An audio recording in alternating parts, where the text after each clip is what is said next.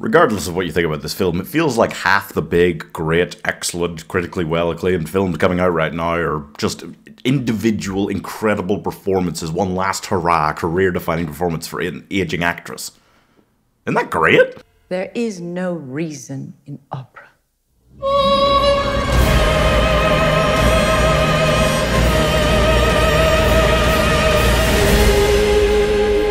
So Angelina Jolie is playing Maria Callas. You know Maria Callas. You don't know Maria Callas. You don't know Maria Callas. I don't know. I don't know who she is either. But Angelina Jolie is playing her. She's this famous opera singer as she retreats from public life at the end of her life in 1970s Paris. And she's telling the whole story of her life, which is great because I just think biopics are the lifeblood of cinema. They're just fantastic, aren't they? And we need so many more of them. I love them so much.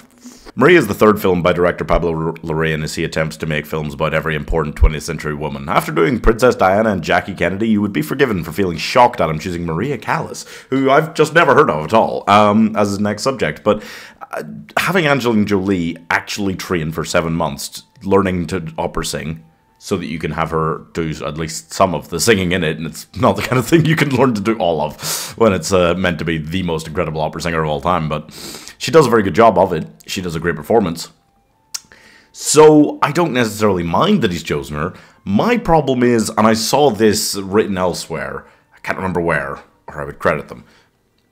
Somebody said it's like looking at a very beautiful painting for 2 hours. And I think that sums up this film incredibly well. It kind of feels like the opening 5 minutes could have just ended with the words Dior by Angelina coming up on the screen. Like, it feels aloof in the confusing way that a perfume commercial does. And I just didn't need it to be like much more than that. I thought like as soon as you'd seen her do one singing scene and the emotion on her face, that was really powerful. That's very impressive. And then it's just that kind of a lot. It doesn't feel like I know after watching this for 2 full hours who Maria Callas really is or was or who they want to even try and show her as. Because she is kind of just a bit of a dick. Like, she's not very nice. She goes to a restaurant in one scene early in the film and this guy comes up to her to say, like, oh, you broke my heart by cancelling this concert years ago. And she just starts screaming at him. And then the maitre d' comes up to her and is like, oh, I'm so sorry. Can we get you a table inside? And she's like, I'm not hungry. I come to restaurants to be adored.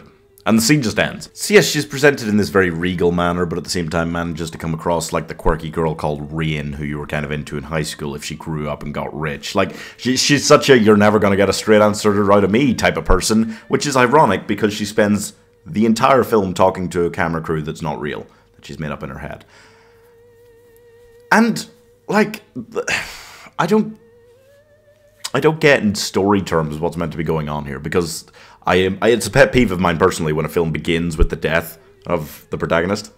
Like, she's dead in the opening scene, and then they're like, right, but here's 7 days earlier.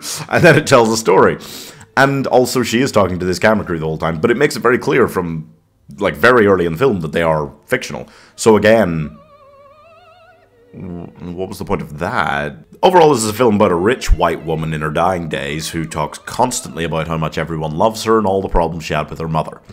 And it is fine, yeah, but it's not overly great. I'm very confused about the timeline as well, because it just randomly skips the different stories from throughout her life. Some are black and white, some are colorized. They don't appear to be in like any discernible order, and it was really frustrating to me. Non-linear storytelling added to some of the other pet peeves I had with this already, really nailed it in the coffin a bit for me, but I still thought she was so good. It's very irritating.